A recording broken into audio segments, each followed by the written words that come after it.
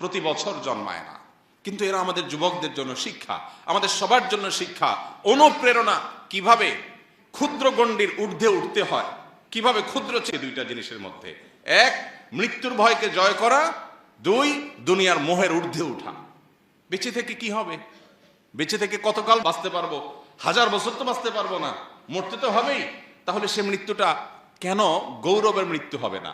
সে মৃত্যুটা কেন সার্থক মৃত্যু হবে না? সে মৃত্যু কেন হাজার হাজার তরুণকে উজ্জীবিত করবে না? সে মৃত্যু কেন বহু মানুষের বিবেককে খুলে দিবে না? সে মৃত্যু কেন অন্যকে অনুপ্রাণিত করবে না? এই মৃত্যু কেমন মৃত্যু, যে মৃত্যু আমার একজন ভীরু মানুষের মতো মৃত্যু হবে? আমি পলায়ন পর হয়ে মৃত্যু কেন বরণ করব? এই মৃত্যুর ভিতরে কি সার্থকতা আছে? এই মৃত্যু তো সবাই বরণ করে, গরু ছাগলেরও তো মৃত্যু হয়। আমি মানুষ, আমি প্রাণী, আমি মুসলিম, আমি আল্লাহ নবীর উম্মত, আমি বড় বড় সাহাবীদের অনুসারী, অতএব আমার মৃত্যু তো অন্য 10 জনের মৃত্যু মতো হতে পারে না। আমি একজন আদর্শবাদী মুসলিম হতে হয়, আমার চোখে মুখে থাকবে দুনিয়া জয় করার স্বপ্ন, আমার চোখে মুখে থাকবে অন্যায়ের বিরুদ্ধে কথা বলার স্বপ্ন, মাজলুম মানুষের পক্ষে কথা বলার স্বপ্ন, অন্যায় অনাচারের বিরুদ্ধে কথা বলার স্বপ্ন। এটা যদি চোখে না থাকে, এই পুরুষত্বের দাম কি? এই মনুষ্যত্বের দাম কি? এই মুসলমানিত্বের দাম কি? এই তথাকথিত ঈমানের পরিচয় নামে অভিনয় করার দাম কি? কোরআনে হাকিমে আমাদেরকে আমাদের রব আল্লাহ সুবহানাহু ওয়া তাআলা যত আদেশ করেছেন, যত নির্দেশ করেছেন, এর মধ্যে যে কয়েকটি নির্দেশকে বারবার বিভিন্নভাবে ঘুরিয়ে ফিরিয়ে আমাদেরকে আল্লাহ তাআলা বিশেষভাবে নির্দেশ করেছেন, সতর্ক করেছেন, সে বিষয়গুলোর অন্যতম হলো ইনসাফ প্রতিষ্ঠা করা।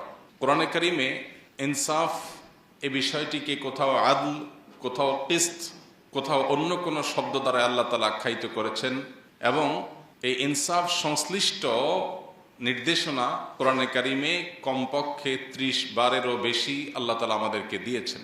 আল্লাহ সুবহানাহু ওয়া তাআলা ইরশাদ করেছেন, ওয়াকুনু কাওয়ামিনা বিল কিসত শুহাদা লিল্লাহ ওয়ালাউ আলা আনফুসিকুম। ঈমানদারদের বৈশিষ্ট্য এটি। আল্লাহ তাআলা নির্দেশ করেছেন মুমিনদেরকে যে আমরা যেন ইনসাফ প্রতিষ্ঠাকারী হই, আমরা যেন ন্যায় এবং ন্যায্যতার পক্ষে সব সময় থাকি এবং সেটাকে সমাজে প্রতিষ্ঠিত করে ছাড়ি। এমনকি ন্যায় বা ইনসাফ প্রতিষ্ঠা করতে গিয়ে যদি নিজের বিরুদ্ধেও যায়, আমার গোষ্ঠীর বিরুদ্ধেও যায়, আমি একজন আলিম, কোন আলিম অন্যায় করেছেন, আমি একজন মুসলিম, কোন মুসলিম অন্যায় করেছেন, আমি কোন একটা দলকে অনুসরণ করি, সে দলের মানুষজন অন্যায় করেছেন, নিজেদের বিরুদ্ধে গেলেও যেন আমরা ইনসাফের কথা বলি, আমরা যেন কখনো ইনসাফ থেকে বিচ্ছিত না হই, এই পরিষ্কার নির্দেশনা আল্লাহ তাআলা আমাদেরকে দিয়েছেন। আল্লাহ সুবহানাহু ওয়া তাআলা অন্য আয়াতে বলেছেন, ওয়ালা ইয়াজরিমান্নাকুম শানআনু কওমিন আলা আল্লা তা'দিলু ই'দিলু হুয়া আকরাবু লিত-তাকওয়া। যদি তোমার কোনো শত্রু, ভিন্ন মতাবলম্বী, তোমার মতের বিরুদ্ধের কোনো মানুষও যদি কোনো ইনসাফ এর হকদার হয়, তার ব্যাপারেও যদি তোমার কোনো অবস্থান নিতে হয়, খবরদার ব্যক্তিগত, আদর্শগত বা যে কোনো ধরনের শত্রুতার কারণে কোনো ব্যক্তির প্রতি তোমার দ্বারা যেন জুলুম না হয়। ইনসাফের কথা সবার বেলায় বলতে হবে, শত্রুর বেলায়ও। এমনকি ইনসাফের কথা বলতে গেলে যদি নিজের বিরুদ্ধেও যায়, নিজের বাবার বিরুদ্ধেও যায়, ভাইয়ের বিরুদ্ধেও যায়, তাহলেও এই সততার পরিচয় দিতে হবে। এটা হলো ঈমানের দাবি। দুঃখজনক হলেও সত্য, আজ আমরা যারা নিজেদেরকে ঈমানদার বা মুসলমান বলে পরিচয় দিতে প্রাউড ফিল করি, গর্ববোধ করি, আমরা বেশিরভাগ মানুষ এই জায়গায় আমরা আমাদের সততার পরিচয় দিতে পারি না। এই জায়গায় এসে আমাদের পা পিছলে যায়, এই জায়গায় এসে আমরা আমাদের ন্যায়নিষ্ঠতার জায়গা থেকে আমরা সরে যাই। অথচ আল্লাহ রাব্বুল আলামিনের কাছে প্রিয় পাত্র হওয়ার প্রয়োজনে, আখিরাতে নাজাতের প্রয়োজনে শুধু আমাদেরকে নামাজ পড়লে হবে না, নামাজের পাশাপাশি আমার সামগ্রিক জীবনে ইনসাফ সর্বত্র আমাকে প্রতিষ্ঠা করার সংগ্রাম, প্রচেষ্টা, এটা অব্যাহত রাখতে হবে। আমি যদি জুলুম করি, আমি যদি জুলুমের সমর্থক হই, আমি যদি জুলুমকে সহনীয় বিষয়ে পরিণত করি, আমি যদি জুলুমের ব্যাপারে সোচ্চার না হই, আমি যদি আমার ন্যূনতম দায়িত্বটুকুও পালন না করি, তো আল্লাহ রাব্বুল আলামিন আমাদেরকে সতর্ক করেছেন। আল্লাহ বলেছেন, ওয়ালা তারকানু ইলাল্লাযীনা যালামু ফাতামাসসাকুমুন নার। সমাজে যে সমস্ত জুলুম চলছে, অনাচার চলছে, অবিচার চলছে, অন্যায় চলছে, এই সমস্ত অন্যায় অবিচারে অনেকেই জুলুম এবং জালিমদের দিকে ঝুঁকে পড়েন, জুলুম এবং জালিমদের দিকে ঝুঁকে পড়েন, যেদিকে বাতাস সেদিকে ছাতা ধরেন। লম্বা একটা সময় আমরা দেখেছি আমাদের দেশে ধর্মকর্ম পালন করা এটাকে বাঁকা চোখে দেখা হতো। পশ্চিমারা যে ইসলামোফোবিয়া সমাজে সৃষ্টি করেছে, তৈরি করেছে, সেটার প্রভাবে আমাদের দেশেও শিক্ষা প্রতিষ্ঠানে, সরকারি বেসরকারি প্রতিষ্ঠানে, সমাজে সর্বত্র বিভিন্ন ক্ষেত্রে দায় টুপি পরা মানুষ, সৎ নেককার মানুষ, তাদেরকে পর্যন্ত কোণঠাসা করে রাখা হতো এবং মনে করা হতো এটাই স্বাভাবিক। নামাজি কালামে মানুষও এই জিনিসগুলোকে মেনে নিয়েছিল অনেকটা। হ্যাঁ, কিছু সংখ্যক মানুষ হয়তো অন্যায়ের বিরুদ্ধে চেষ্টা করেছেন লড়াই করবার। তো আল্লাহ রাব্বুল আলামিন সে বিষয়ে বলেছেন, ওয়ালা তারকানু ইলাল্লাযীনা যালামু ফাতামাসসাকুমুন নার। যারা জুলুম করেছে, যারা অন্যায় অবিচার করেছে, এই মানুষগুলোর দিকে তোমরা যদি ঝুঁকে পড়ো, অন্যায়কে মেনে নিলেন, ঠিক আছে এখন এটাই চলে, কি আর করা যাবে। অনেক নামাজি কালামি বাপ তার সন্তানকে এক সময় দাড়ি রাখতে উদ্বুদ্ধ করতেন না। তিনি নিজে দাড়ি রাখেন, দাড়ি রাখা মুসলমানের জন্য ওয়াজিব, আল্লাহর নবীর নির্দেশ তিনি জানেন এবং তিনি বিশ্বাস করেন, তিনি সেটাকে রেসপেক্ট করেন, তিনি মানতে চান। কিন্তু এটা করতে গেলে হেনস্থার শিকার হবে আমার ছেলে। এই জন্য ছেলেকে দাড়ি চাচতে অনেক বাবা বলতেন। তিনি মুসলিম হিসাবে আদর্শ মুসলিম হতে পারেন নাই যে আমি অন্যায়ের বিরুদ্ধে দাঁড়াবো, কথা বলবো, প্রতিবাদ করব, চেষ্টা করব। বেশিরভাগ মানুষ আমরা এরকম। হ্যাঁ, কিছু মানুষ, কিছু আল্লাহর বান্দা সব সময় অন্যায়ের বিরুদ্ধে সাধ্য অনুযায়ী লড়ে গেছে। তো আয়াত বলছে যারা জুলুম করে তাদের দিকে যদি তোমরা ঝুঁকে পড়ো দলীয় আনুগত্যের কারণে, অথবা ঈমানের দুর্বলতার কারণে, অথবা মৃত্যু ভীতির যে সংস্কৃতি, এই সংস্কৃতির কারণে তোমরা যদি চাচা আপনা জান বাঁচাও এই মানসিকতা লালন করে জালিমদের দিকে ঝুঁকে পড়ো, ফাতামাসসাকুমুন নার, মনে রাখবে জাহান্নামের আগুন তোমাদেরকে স্পর্শ করবেই করবে। মাদাল্লাকুম মিন দুনিল্লাহি মিন আউলিয়া, আল্লাহ ছাড়া কোনো অভিভাবক সাহায্যকারী সেদিন তোমরা পাবে না। সুম্মা লা তুনসারুন, এবং কেউ তোমাদের সাহায্যকারী হবে না, কেউ সাহায্য করবে না। আবু সাঈদ খুদরী রাদিয়াল্লাহু তাআলা আনহুর একটা প্রসিদ্ধ হাদিস আমরা অনেকে বারবার শুনেছি। তিনি বলেছেন, নবী করিম সাল্লাল্লাহু আলাইহি ওয়াসাল্লাম ইরশাদ করেছেন, আফদালুল জিহাদে কালিমাতু আদলিন ইনদা সুলতানিন জায়ের। সবচেয়ে উত্তম জিহাদ হলো অন্যায় অনাচারকারী শাসক ক্ষমতাধর মানুষের সামনে ন্যায় এবং ইনসাফের কথা বলা। এটা আজ সমাজ থেকে হারিয়ে গেছে। আমরা প্রত্যেকটা মানুষ এখন সেলফিশ। আমরা প্রত্যেকটা মানুষ, এমনকি ধার্মিক মানুষও আছেন অনেকে তাহাজ্জুদ গুজার, কিন্তু তিনি আত্মকেন্দ্রিক, তিনি স্বার্থপর, তিনি নিজের জান বাঁচানোতে বিশ্বাস। শহুরে জীবনে এটা তো আরো ভয়ঙ্কর। চোখের সামনে খুন হচ্ছে, যার যাচ্ছে সে বুঝুক, আমি আমার জান বাঁচায় চলে যাই, আমি ওই ঝামেলায় যেতে চাই না। বেশিরভাগ মানুষ আমরা এই মেন্টালিটি। চোখের সামনে ছিনতাই হচ্ছে, 5 জন মানুষ একটু জোরে ধমক দিলেই ছিনতাইকারী পালায় যায়, কিন্তু ওখানে গিয়ে আমি যদি কোনো ঝামেলায় পড়ি আমি আমার জান বাঁচাই। আমরা ভোর রাতে অনেকে উঠে তাহাজ্জুদের নামাজ পড়ি, অনেক বড় ফজিলতপূর্ণ কাজ। শীতের বিরুদ্ধে সংগ্রাম করে তাহাজ্জুদ পড়া 4টিখানি কথা না, সবার কপালে নসিব হয় না। অনেকে কষ্ট করে ক্ষুধার্ত থেকে নফল রোজা রাখি আমরা, এটাও অনেক কষ্টসাধ্য কাজ। অনেকে নিজের প্রাণের অনেক পছন্দের জিনিসপত্র আল্লাহর রাহে দান করেন, অনেক কষ্ট করে কামাই করা, উপার্জন করা অর্থ করি আমরা আল্লাহর রাস্তায় দান করি, এটাও কষ্টের কাজ। কিন্তু সেই মানুষগুলো আমরা অন্যায় অনাচারের বিরুদ্ধে দাঁড়ানো, কথা বলা, ভূমিকা রাখা, এটাও যে একটা ইবাদতের কাজ। কোন কোন ক্ষেত্রে আমার ওই তাহাজ্জুদের চাইতে বেশি ফজিলতের বিষয়, আমার দানের চাইতে বেশি সওয়াবের বিষয়, আমার অন্যান্য ইবাদতের চাইতেও আল্লাহকে বেশি সন্তুষ্ট করবে এমন বিষয়, এটা আমরা ঘুণাক্ষরেও মনে রাখি না, বরং ভুলে গেছি। কালচারটাই এমন ভাবে প্রতিষ্ঠিত হয়েছে, ভোগবাদী এই পৃথিবী আমাদেরকে এমন শিক্ষা দিয়েছে যে আমাদেরকে ভয়ের সংস্কৃতি ধারণ করতে হবে, লালন করতে হবে, নিজের জীবন বাঁচাতে হবে। জীবন বাঁচায় যদ্দূর সম্ভব ইদ্দূর করলাম। আর বেশিরভাগ ক্ষেত্রে অন্যায় অনাচার এগুলোর বিরুদ্ধাচরণ, ইনসাফ এর পক্ষে কথা বলা, অবস্থান নেওয়া, এই বিষয়গুলোকে আমরা ভুলে গেছি। অথচ নবী করিম সাল্লাল্লাহু আলাইহি সাল্লামের সে হাদিস আমাদের কার না জানা। আমরা কে এই হাদিসটি না শুনেছি, যে হাদিসটিতে নবীজি বলেছেন, মান রাআ মিনকুম মুনকারান ফালইউগাইয়িরহু বিয়াদিহি, তোমাদের কেউ যদি কোনো অন্যায় দেখে সে যেন তার হাত দিয়ে সে অন্যায়কে পরিবর্তন করে দেয়। আর যদি সে এটা করতে সক্ষম না হয় তাহলে সে যেন তার মুখ দ্বারা অন্যায়ের বিরুদ্ধে বলে, সফটলি, নম্রতার সাথে, কোমলতার সাথেও যেন অন্যায়ের বিরুদ্ধে বলে। আর যদি সেটাও করতে না পারে, অন্তত অন্তর থেকে এই অন্যায় পরিবর্তন করবার চিন্তা, সংকল্প, পরিকল্পনা, নিয়ত, এর প্রতি ঘৃণা, এগুলো যেন অন্তত লালন করে। এটুকু হলো ইমানের সর্বনিম্ন স্তর। আর যদি এটুকু না হয়, আপনার সমাজে অনাচার হচ্ছে, আপনার ব্রুটা পর্যন্ত ভাঁজ হচ্ছে না, কপালে ভাঁজ হচ্ছে না, অন্যায় হচ্ছে, আপনি সেটার বিরুদ্ধে কথা বলা তো দূরের কথা, আপনার মধ্যে কোনো হিতাহিত জ্ঞানটুকু পর্যন্ত নেই, আপনি আপনার নিজেকে নিয়ে ব্যস্ত, তাহলে নিজেকে মুসলিম বা ইমানদার হিসাবে দাবি করবার কোনো নৈতিক অধিকার আমাদের নাই। আজ দুঃখজনক বাস্তবতা হলো আমরা বেশিরভাগ মানুষ এই কাতারের মুসল্লি। আমরা নামাজ পড়ি, কিন্তু অসৎ কাজে বাধা প্রদান আমরা করি না। আমরা প্রত্যেকটা মানুষ যদি অন্যায়ের বিরুদ্ধে সোচ্চার হতাম, কোনো জালেম মাথা ছাড়া দিয়ে দাঁড়াতে পারতো না, কোনো আধিপত্যবাদীরা আমাদেরকে গোলাম বানিয়ে রাখতে পারতো না। কিন্তু আমরা যখন স্বার্থপর হয়ে গেছি, আমরা যখন শুধু নিজের জীবন আর পরিবার নিয়ে আমাদের চিন্তা ভাবনা ঘুরপাক খায়, এর বাইরে আমরা ভাবতে পারি না, তখন গোলামি আমাদের জন্য অবধারিত হয়ে গেছে, অপমান আমাদের জন্য অবধারিত হয়ে গেছে, অপরিহার্য হয়ে গেছে।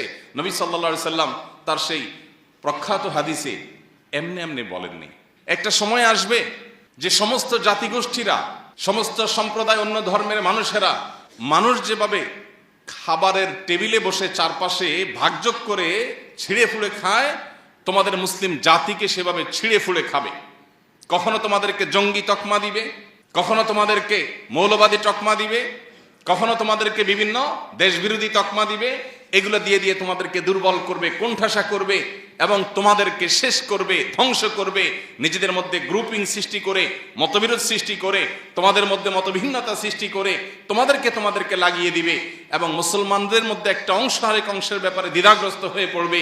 এরকম যে জটিল অবস্থায় তৈরি হবে, অন্য সম্প্রদায়ের মানুষরা তোমাদেরকে ভোগের বস্তুতে পরিণত করবে, তোমাদেরকে ভেঙে চড়ে খাবে। কেউ কাশ্মীর নিবে, কেউ ইরাক নিবে, কেউ সিরিয়া নিবে, কেউ আফগানিস্তান নিবে, কেউ আফ্রিকা নিবে। ভাগযোগ করে সবাই তোমাদেরকে যখন লুটপাট করে খাবে, এমন একটা সময় আসবে। নবীজিকে সাহাবীরা বলেছেন, ইয়া রাসূলুল্লাহ আবি কিল্লাতি নাহনু ইয়াউমাইদিন, সেদিন কি আমাদের সংখ্যা অনেক অল্প হবে, সেজন্য দুরবস্থা হবে? নবীজি বলেছেন, না, বাল আনতুম ইয়াউমাইদিন কাসীর, বরং সেদিন তোমাদের সংখ্যা হবে অনেক। দুনিয়াতে কোটি কোটি মুসলমান থাকবে, ওয়ালাকিন্নাকুম গুসাউন কাগুসাইস সাইল, কিন্তু বানের পানির উপরে খড়কুটা যেরকম ভেসে যায়, তোমরা সেরকম খড়কুটার মতো হবে। তোমরা আদর্শহীন মুসলিম হবে, নামে মুসলমান ধারণ করবে, নামাজ পড়াটাকেই শুধু ইসলাম বানিয়ে নিবে, অন্যায়ের বিরুদ্ধে কথা বলাকে তোমরা কোনো ভালো বিষয় মনে করবে না। নবীজি বলেছিলেন সেদিন তোমাদের এই পরিণতির দুটি কারণ থাকবে, এক হুব্বুদ দুনিয়া, দুই কারাহিয়াতুল মাউত। তোমাদের মধ্যে দুনিয়ার মোহ অনেক বেশি হয়ে যাবে।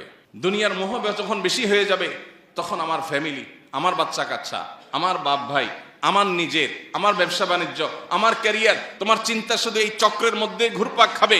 এই চক্রকে ভেদ করে তুমি জান্নাত পর্যন্ত দেখতে পাওয়া, আখিরাত পর্যন্ত দেখতে পাওয়া, রবের সন্তুষ্টি অর্জন করা, সার্থক মানুষ হয়ে যাওয়া, এই মানসিকতা তোমাদের মধ্যে থাকবে না। ক্ষুদ্র চিন্তার মধ্যে তোমরা সীমাবদ্ধ থাকবে। এটা মুসলমানের পরিচয় নয়। মুসলমান সে মানুষ যে আবু বকর ওমরের সন্তান, খালিদ ইবনে ওয়ালিদের সন্তান, ওমর আবু বকরের ওসমানের সন্তান, আলী রাদিয়াল্লাহু তাআলা আনহুর আদর্শের সন্তান, মুহাম্মদ সাল্লাল্লাহু আলাইহি সাল্লামের রূহানি সন্তান।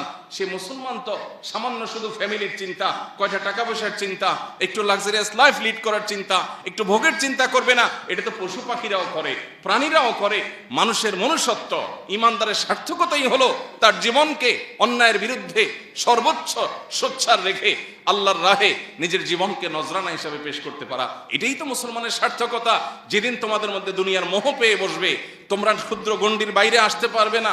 তোমাদের যেদিন মৃত্যু ভয় তোমাদেরকে ঝেঁকে বসবে, জান বাঁচাবার জন্য শুধুমাত্র চিন্তা করবে, আমি এখানে গেলে আমার জান যাবে, আমি আমার জান বাঁচাই, আমি নিজে ভালো থাকি। এই চিন্তা যখন আসবে, অপমান, অপদস্থ, লাঞ্ছনা এবং আগ্রাসন এটা তোমাদের জন্য অপরিহার্য হয়ে যাবে, অবধারিত হয়ে যাবে।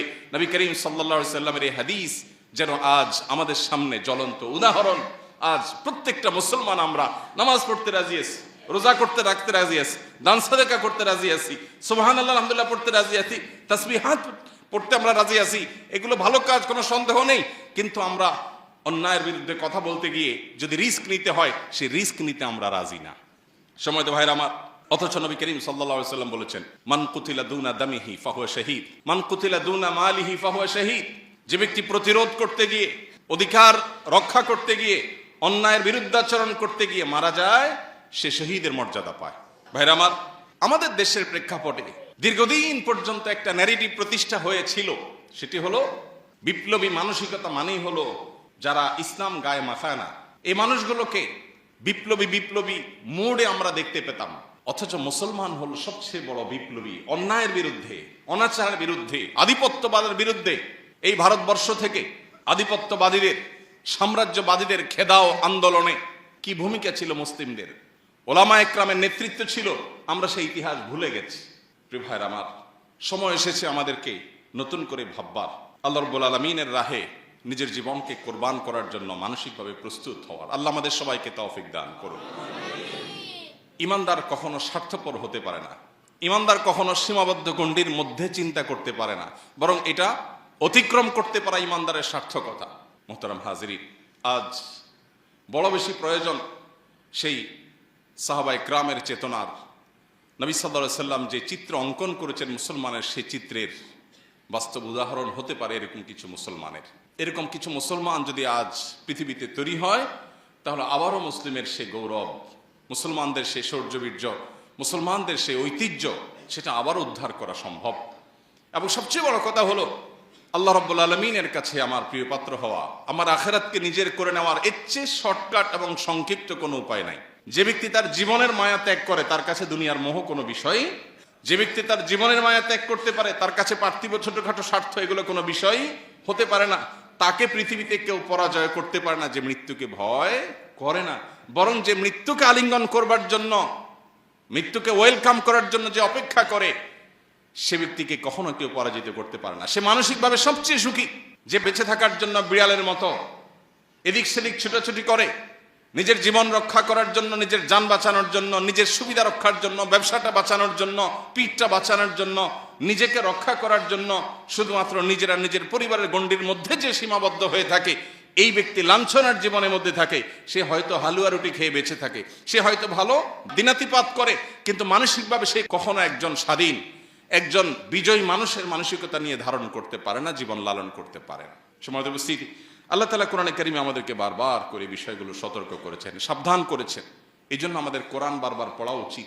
কোরআনের প্রতিটা পৃষ্ঠার প্রতিটা লাইন আমাদের জীবনে গুরুত্বপূর্ণ পরিবর্তন আনতে ভূমিকা রাখে। আমরা যদি কোরআন পড়ি, কোরআন বোঝার চেষ্টা করি, কোরআনের প্রত্যেকটা শব্দ হরফ থেকে পাওয়া বার্তা যদি আমাদের জীবন ধারণ করতে পারি, শুধু আখিরাত নয়, দুনিয়ার জীবন আমাদের সোনার জীবনে পরিণত হবে ইনশাআল্লাহ।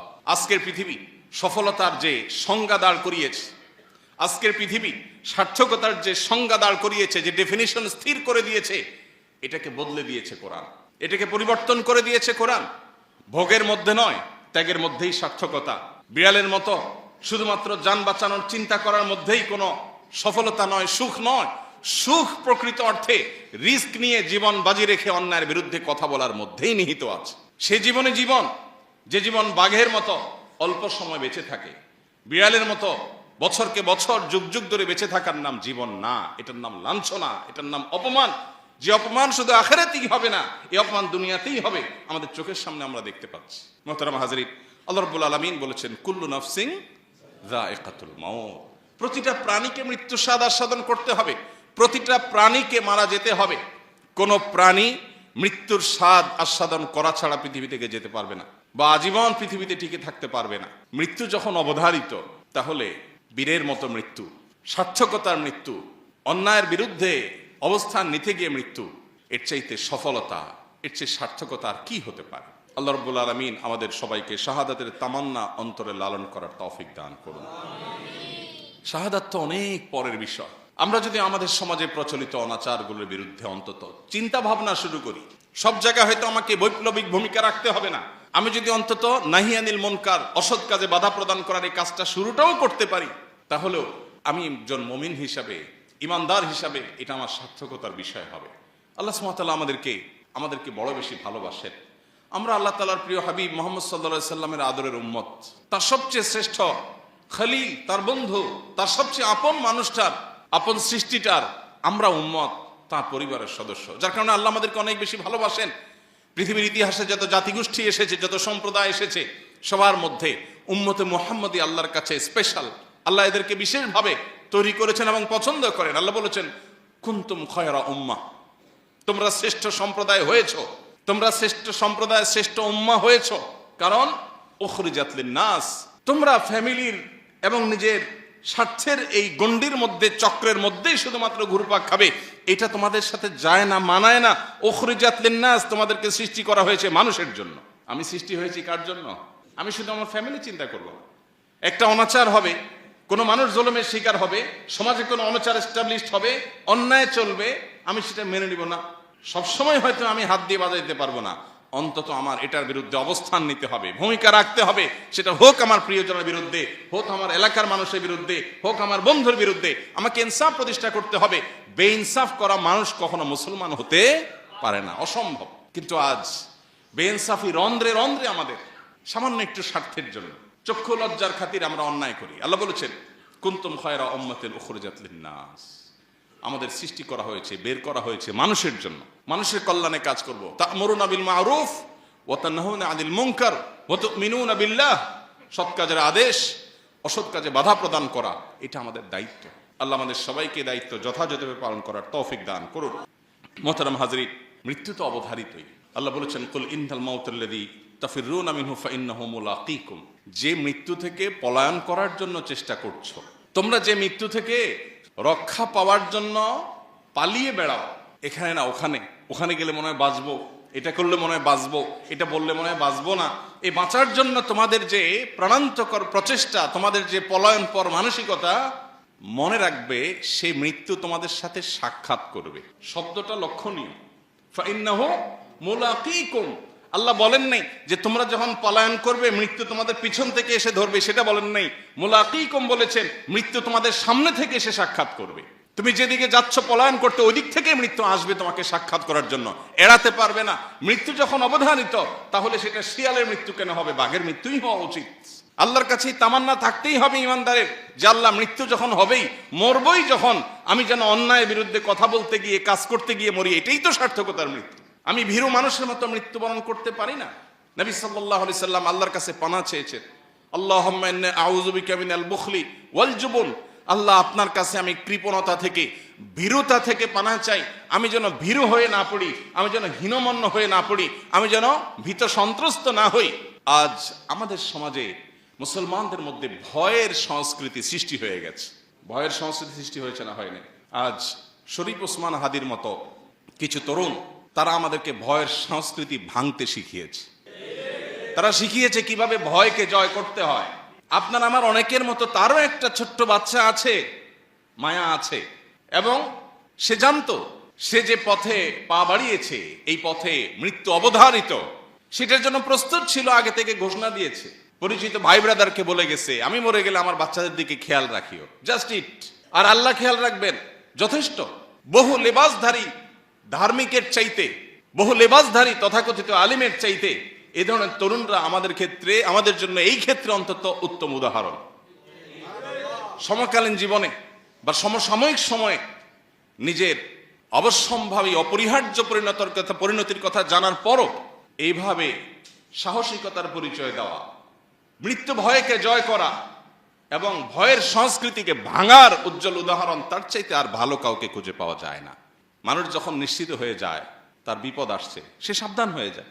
সাবধান সেও ছিল, কিন্তু অনেকে আছেন সাবধানতা নয় বরং গা বাঁচানোর চেষ্টা করে। ঠিক আছে, জান বাঁচতে বহুত কিছু করতে পারবো, আরে জান বাঁচায় রেখে কি করবো যে জান দিয়ে কিছু করতে পারবো না? জানটা বেঁচে থাকাটা কি জন্য? আল্লাহকে সন্তুষ্ট করার জন্য, আল্লাহকে খুশি করার জন্য। আল্লাহ রাব্বুল আলামিন আমাদেরকে এখান থেকে শিক্ষা গ্রহণ করার তৌফিক দান করুন। আজকে আমাদের যে তরুণ সমাজ আছেন, তরুণ সমাজের বড় অংশকে ভোগবাদী পৃথিবী শুধু ভোগ শিখিয়েছে। এখন তারুণ্যের বড় অংশ তারা খেলাধুলা দেখে এবং সেখানে কোনো খেলোয়াড়ের গোল দেওয়া দেখে সে উজ্জীবিত হয়ে যায়, সে উত্তেজিত হয়ে যায়। তার পছন্দের দল হেরে যাওয়া দেখে সে মুষড়ে পড়ে, ভেঙে পড়ে, মন খারাপ করে, সে চোখের পানি ফেলে দেয়, কেঁদে দেয়। মুসলমানের সন্তান, সে জানে না এটা তার পরিচয় না, এটা তার সার্থকতা না। সে সাম্রাজ্যবাদীদের, সে আধিপত্যবাদীদের, সে পৃথিবীর মাস্তানদের টুলে পরিণত হয়েছে। তারা তাকে ব্যবহার করছে, ক্রীড়ানক বানিয়েছে। আজ কোন মুসলিম তরুণ সে সকল বাধার প্রাচীর ডিঙিয়ে, সকল প্রটোকল ভেঙে দিয়ে সে যদি কোনো খেলার মাঠে দর্শক গ্যালারি থেকে একবারে মাঠে গিয়ে খেলোয়াড়কে জড়িয়ে ধরে, মনে করা হয় বাহ, সে কি জয় করেছে। অথচ মুসলমান তো খালিদ ইবনে ওয়ালিদের সন্তান, ওমর আবু বকরের সন্তান, ওসমান আলীর সন্তান, আব্দুল্লাহ ইবনে ওমরের সন্তান, রিদওয়ানুল্লাহি তাআলা আলাইহিম আজমাইন। তারা আমাদেরকে শিখিয়েছেন কিভাবে ইনসাফের জন্য সংগ্রাম করতে হয়, লড়াই করতে হয়, পৃথিবীর মানুষকে সত্যের পথে আনবার জন্য লড়াই করতে হয়, কিভাবে নিজের ভোগবাদিতাকে পায়ের নিচে পিষ্ট করতে হয়। এই শিক্ষা তারা দিয়ে গেছেন। এই জন্য পৃথিবীকে পৃথিবীকে তারা শাসন করেছে, পৃথিবী তাদের পায়ের নিচে এসেছে। কারণ মুসলমানের সম্মান নিহিত আছে দুইটা জিনিসের মধ্যে: এক, মৃত্যুর ভয়কে জয় করা; দুই, দুনিয়ার মোহের ঊর্ধ্বে উঠা। বেঁচে থেকে কি হবে? বেঁচে থেকে কতকাল বাঁচতে পারবো? 1000 বছর তো বাঁচতে পারবো না, মরতে তো হবেই। তাহলে সে মৃত্যুটা কেন গৌরবের মৃত্যু হবে না? সে মৃত্যুটা কেন সার্থক মৃত্যু হবে না? সে মৃত্যু কেন হাজার হাজার তরুণকে উজ্জীবিত করবে না? সে মৃত্যু কেন বহু মানুষের বিবেককে খুলে দিবে না? সে মৃত্যু কেন অন্যকে অনুপ্রাণিত করবে না?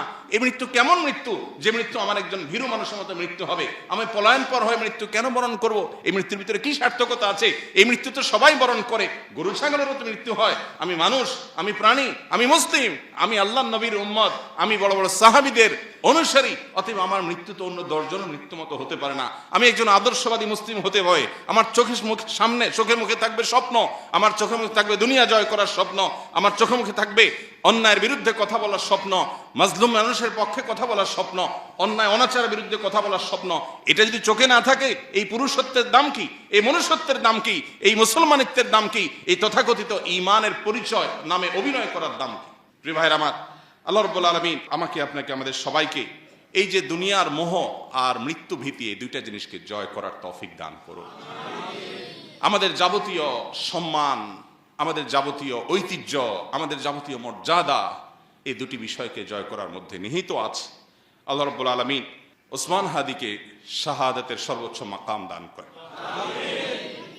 নবী করিম সাল্লাল্লাহু আলাইহি সাল্লাম বলেছেন, মান আহাব্বা লিকা আল্লাহ আহাব্বাল্লাহু লিকাআহ। যে ব্যক্তি আল্লাহর সঙ্গে সাক্ষাৎ করাকে পছন্দ করে, যে আল্লাহর সাথে দেখা করার জন্য অপেক্ষমান থাকে, যে কখন মৃত্যু হবে আর আল্লাহর সাথে সাক্ষাৎ হবে, নবীজির সাথে সাক্ষাৎ হবে, জান্নাতে যেতে পারবে, এই আকুলতা যার অন্তরে লালন করে, স্বয়ং আল্লাহ তার সঙ্গে সাক্ষাৎ করাকে পছন্দ করেন। স্বয়ং আল্লাহ তার সাক্ষাতের প্রত্যাশী বা সাক্ষাৎ ভালোবাসেন, পছন্দ করেন। কত সার্থকতার জীবন! নবী করিম সাল্লাল্লাহু আলাইহি সাল্লামের জীবনের শেষ মুহূর্তে যখন তার দুনিয়া থেকে বিদায় নেওয়ার সময় ক্ষণ ঘনিয়ে এসেছিল, তখন তিনি বলেছিলেন, আর রফিক আল আলা, আর রফিক আল আলা, অর্থাৎ মহান বন্ধুর সান্নিধ্য আমি আশা করছি, কামনা করছি, চাই, প্রত্যাশা করছি। পিপাসা আল্লাহর সঙ্গে সাক্ষাতের, তৃষ্ণা আল্লাহর সঙ্গে দেখা হওয়ার। সে মৃত্যু কত সার্থকতার মৃত্যু! আর ভীত মানুষের মৃত্যু, বাঁচতে চাই, মরতে চাই না, এটা তো আখিরাতে বিশ্বাসী, জান্নাতে বিশ্বাসী কোনো মানুষের স্বভাব নয়। আমরা বেশিরভাগ মানুষ এই কাতারে, আমরা গায়ে গোতরে মুসলমান, দাবিতে মুসলমান, ইবাদতে আচারে মুসলমান, কিন্তু ভেতর থেকে মুসলমান হয়ে উঠতে পারিনি, ভেতর থেকে মুমিন হয়ে উঠতে পারিনি, আমার অন্তরকে মুসলমান বানাতে পারিনি, আমার নিজেকে ইমানদার বানাতে পারিনি। যদি পারতাম তাহলে মৃত্যু আমার সবচেয়ে প্রিয় জিনিস হতো, কারণ মৃত্যুর পরেই আমার জান্নাত অপেক্ষা করছে। মৃত্যু আমার সবচেয়ে প্রিয় জিনিস হতো, কারণ তারপরে আমার নবীর সাথে সাক্ষাতের সুযোগ তৈরি হবে। মৃত্যু আমার সবচেয়ে প্রিয় জিনিস হতো, কারণ তারপরেই আমার জান্নাতে যাওয়ার পথ সুগম হবে। হাউজে কাউসার আমি পাবো, নবী রাসূলদের সাথে সাক্ষাৎ আমি পাবো, স্বয়ং আল্লাহর সাথে আমি সাক্ষাৎ পাবো। আল্লাহ আমাদের সবাইকে সে মানসিকতা লালন করার তৌফিক দান করুন। আল্লাহ রাব্বুল আলামিন কোরআনের হাকিমে বলেছেন, ওয়ালা তাহসাবান্নাল্লাযীনা কুতিলু ফী সাবিলিল্লাহ আমওয়াতা। যারা আল্লাহর রাহে মৃত্যুবরণ করেছেন, সে মানুষগুলোকে তোমরা মৃত মনে করো না, সে মানুষগুলোকে তোমরা মৃত মনে করো না। বাল আহইয়াউন ইনদা রাব্বিহিম ইউরযাকুন। বরং তারা তাদের রবের কাছে জীবিত। তোমাদের কাছে মনে হতে পারে তার দেহ থেমে গেছে, তার হার্টবিট বন্ধ হয়ে গেছে। সে মৃত নিথর দেহের একজন মানুষ মনে হতে পারে, রবের কাছে তারা জীবিত, রবের সাথে সাক্ষাৎ শুরু হয়ে গেছে এবং তারা আল্লাহর কাছ থেকে রিজিক পাওয়া শুরু করে দিয়েছে। সার্থক সে জীবন, সফল সে জীবন। আল্লাহ রাব্বুল আলামিন আমাদের তারুণ্যকে ভোগবাদী দুনিয়ার এই যে মোহনীয় হাতছানি, এটাকে জয় করবার তৌফিক দান করুন। আমার তরুণ বন্ধুরা, আমার যুবক ভাইয়েরা, আজ পশ্চিমা দুনিয়া, আজ অমুসলিমদের যে সংস্কৃতি আর কৃষ্টি কালচার, এটার প্রভাবে আমরা প্রভাবিত হয়ে আমাদের কাছে ভোগ, মোজ মাস্তি এটাই জীবনে পরিণত হয়ে গেছে। আল্লাহর কসম, ভোগ আর মোজ মাস্তির জীবন জীবন নয়, এই জীবন উপভোগ্য নয়। এটা খুবই সামান্য সময়ের সীমিত আনন্দ আপনাকে দিতে পারে, চূড়ান্তভাবে মৃত্যুর পরের সময় অপেক্ষা করতে হবে না, জীবনেই আপনাকে কুরে কুরে শেষ করবে। আপনি একটা সময় উপলব্ধি করতে পারবেন আমার জীবনের আসলে লক্ষ্যটা কি। ভোগ উপভোগ তো খুব সামান্য সময়ের, পছন্দনীয় খাবার খাচ্ছেন, এটা গলার নিচে নামার আগ পর্যন্ত উপভোগের বিষয়, এরপরে আর উপভোগের কোনো বিষয় নয়। সো এটা কোনো জীবন না। জীবন হলো সংগ্রামের জীবন, জীবন হলো ন্যায়নিষ্ঠতার জীবন, জীবন হলো আল্লাহর দাসত্বের জীবন, জীবন হলো আল্লাহর গোলামের জীবন, জীবন হলো প্রকৃত অর্থে আল্লাহর সামনে নিজেকে সঁপে দেওয়ার জীবন। জীবন হলো ত্যাগের নাম, জীবন ভোগের নাম না। জীবন হলো স্যাক্রিফাইসের নাম, জীবন উপভোগের নাম না। জীবন শুধুমাত্র বস্তুবাদের নাম না, জীবন হলো আখিরাত মুখিতার নাম। আল্লাহ আমাদের সবাইকে সেই জীবন লালন করার তৌফিক দান করুন।